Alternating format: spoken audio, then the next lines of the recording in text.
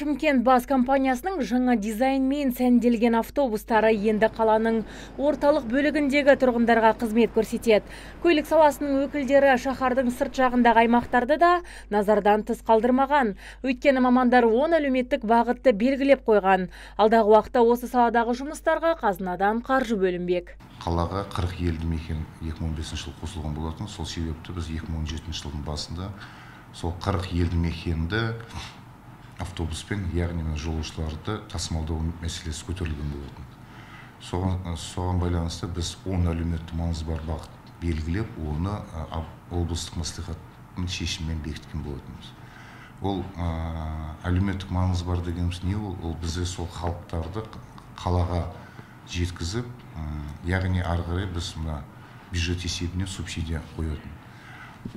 Біз бюджет есебінен субсидия қоймасақ, бүгінгі таңда өрде қызмет көрсететін тасымалдаушы өз түскен пайдасынан шығыны көп болып отыр. Жаңа қоғамдық көлік барлық ережеге сай жасалған. Мұндағы 30 орындық қатарында мүмкіндігі шектеулі жандар мен ана мен балаға арналған орында бар. Сондай-ақ автобустар бейнекамера және монитормен қамтылған. Көлік саласының қызметкерлері қазір тасымалдаушы инвесторларды іздеуде. Еске салсақ, өткен жылы шенеуніктер қоғамдық көлікпен жүруге міндеттеліп, мұндағы бірқатар мәселені анықтаған еді. Қаладағы автобустарға мініп, халыққа қалай тасымалын көрсетіп отқан тасымалдаушылардың компаниялар. Соның бәрін өз көзімізбен көріп, халыққа жақын болайық деп, соның бәрін көріп, өзімізде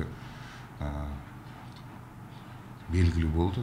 Яғни бүгінгі таңда бізде қалаға орталық бағыттарға үлкен автобус қажеттілігі екен. 2017-нің қараша айында 100 автобус келуге болатын. Осындай жоспарымыз бар еді жылдың соңына дейін. Өздеріңізге мәлім, РБК банкпен бізде біраз мәселелер, қиындықтар туындағаннан кейін бүгінгі таңда осы 1 сағат, 2 сағаттың ішінде десек те болады, бірінші 30 автобус жоспарланған сол қалаға келеді. Қалған 70-і ол айдың соңына дейін кіру деген жоспарда бар. Бүгінде Шымкентте небәрі 1696 автобус бар. Оның басым бөлігі 8 жылдан бері қызмет етіп келеді. Мамандардың айтуларынша, соңғы 3 жылда 3-ші мегаполиске 200-ге жуық жаңа автобустар әкелінген. Бастысы, жолақысы бұрынғыдай 70 теңге көлемінде сақталып тұр. Азиза Мадияр, Абзал Тұрабеков, ТВК телеарнасының жаңалықтар қызметі.